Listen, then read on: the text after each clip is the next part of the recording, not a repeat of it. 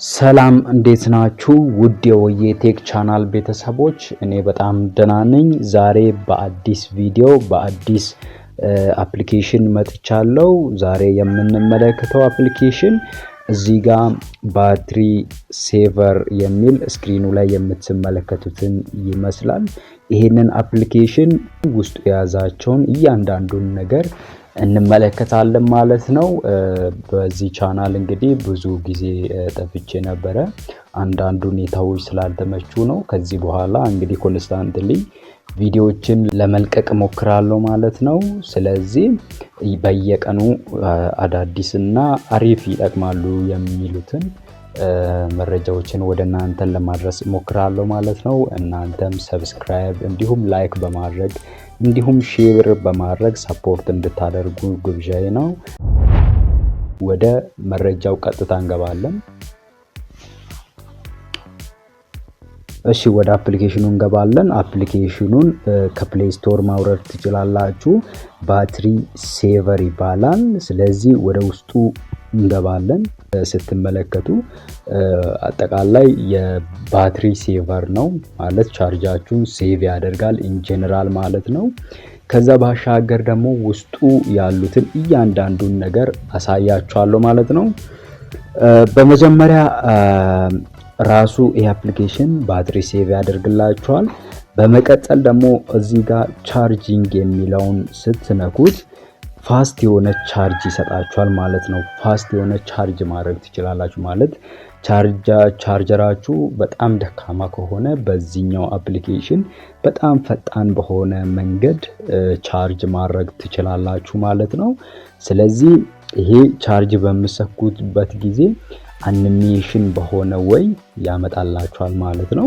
በመቀጠል ወደ ታች ስትወርዱ እዚህ ጋር ካፓሲቲ ያመጣልናል ማለትም የቻርጅ ባትሪ ካፓሲቲው ምን ያህል እንደሆነ ያሳያችኋል። ለምሳሌ ካፓሲቲ ብሎ እዚህ ጋር 5000 ይላል። አጠቃላይ ኢትስ ማክሲመም 5000 ይይዛል። ከዛ ባሻገር ደግሞ አሁን እኔ ጋር ኦልሞስት 76% አለ። የ76%ቱ 3800 ያህል ካፓሲቲ እንደያዘ ይናገራል ማለት ነው። ስለዚህ ቻርጅ በምንሰካበት ጊዜ ፉል በሚሆንበት ጊዜ እስከ 5000 ካፓሲቲ ይይዛል ማለት ነው። ስለዚህ ፋስት ቻርጅ ማድረግ ትችላላችሁ። ሌላው ደግሞ ከዚህ እንወጣና ከዚህ በኋላ ወደዚህ እንመጣለን። ከዚህ በኋላ እዚህ ጋር ከላይ ያለችዋን በተን አንዴ ትነካላችሁ፣ ቀስት ወደ ላይ የሆነባትን ማለት ነው። ስለዚህ እቺን በተን አንዴ ክሊክ እናደርጋለን። በመቀጠል እዚህ ጋር የተለያዩ ዝርዝሮች አሉ። ለምሳሌ ሞዴሉ ምን እንደሆነ የስልኩን ይነግራችኋል። አለፍ አለፍ ብዬ ነው የምነግራችሁ። ከዛ በኋላ የስልካችሁ ስክሪን ሳይዝ ምን ያህል እንደሆነ፣ የስልካችሁ ሪዞሉሽን ደግሞ ምን ያህል እንደሆነ ይነግራችኋል። እዚህ ጋር ሪዞሉሽን ብሎ ይነግራችኋል። በመቀጠል ሲፒዩ ግራፊክስ እንደሆነ ይነግራችኋል። በመቀጠል እዚህ ጋር ሲም ኢንፎርሜሽን ነግራችኋል። ስቶሬጁ ምን ያህል እንደሆነ፣ ራሙን፣ ስቶሬጁን፣ ኤስዲ ካርዱን እያንዳንዱ ይነግራችኋል። እዚህ ጋር ራሙ ምን ያህል እንደሆነ፣ ቶታል ኤንድ ፍሪ ስቶሬጅ፣ ቶታል ኤንድ ፍሪ ምን ያህል እንደሆነ፣ ፌክም ስላለ በዚህኛው አፕሊኬሽን ትክክለኛ የሆነውን ማረጋገጥ ትችላላችሁ። ስለ ባትሪ ደግሞ እዚህ ጋር ኢን ፐርሰንት ማየት ትችላላችሁ። ሄልዙ ምን እንደሆነ ጉድ እንደሆነ እዚህ ጋር የኔ ይነግረኛል። የእናንተ ምን አይነት እንደሆነ ያ ልገዙ የምትፈልጉ ስልክ ወይም እጃችሁ ላይ ያለው ስልክ ምን አይነት ሄልዙ ምን ያህል እንደሆነ እዚህ ጋር ማየት ትችላላችሁ። ከዛ ባሻገር የካሜራ ነው የመጨረሻ ማሳያችሁ። ካሜራ ፍሮንቱና ባኩ ምን ያህል እንደሆነ ሪዞሉሽኑ ወይም ምን ያህል ሜጋ ፒክስል ካፕች ማድረግ እንደሚችል እዚህ ጋር ማየት ትችላላችሁ። ለምሳሌ ሬር ካሜራ አለ።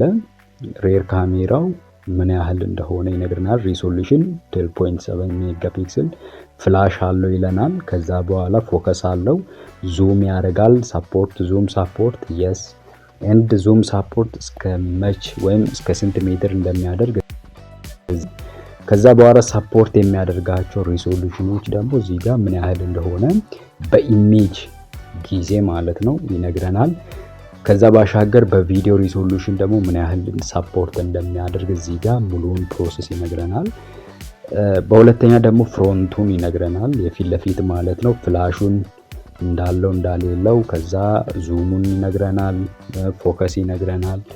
ከዛ ባሻገር ሰፖርት የሚያደርገው ሪዞሉሽን የፍሮንቱ ማለት ነው የፊት ለፊቱ ምን ያህል እንደሆነ በኢሜጅ እና በቪዲዮ ሁለቱንም ይነግረናል ማለት ነው። ስለዚህ እነዚህን እያንዳንዱን ፉል ኢንፎርሜሽን ስለ ስልካችሁ መረዳት ትችላላችሁ። ከዛ ባሻገር ደግሞ ከሰው እጅ የምትገዙ ከሆነ ደግሞ እነዚህን ነገሮች በዚህ አፕሊኬሽን በማጣራት ስልኩን ምን አይነት ደረጃ ላይ እንዳለና አሪፍ እንደሆነና እንዳልሆነ ቼክ በማድረግ መግዛት ትችላላችሁ ማለት ነው። ስለዚህ የዛሬው አፕሊኬሽን ሪቪው ይሄንን ይመስለናል። ስለዚህ ይሄኛውን አፕሊኬሽን ከፕሌይ ስቶር ባትሪ ሴቨር ብላችሁ ማውረድ ትችላላችሁ። በቀላሉ ማውረድ ከፈለጋችሁ ደግሞ በዲስክሪፕሽን ቦክስ ላይ የአፑን ሊንክ አስቀምጥላችኋለሁ። በዛ እየገባችሁ ዳውንሎድ አድርጋችሁ መጠቀም ትችላላችሁ። የዛሬው አፕሊኬሽን ይሄንን ይመስላል። እስካሁን ላይክ፣ ሰብስክራይብ፣ ሼር ካላደረጋችሁ ላይክ እና ሰብስክራይብ አድርጉ። በቀጣይ በሌላ አፕሊኬሽን በሌላ መረጃ ተመልሼ እመጣለሁ። እስከዛው ድረስ ባይ ባይ።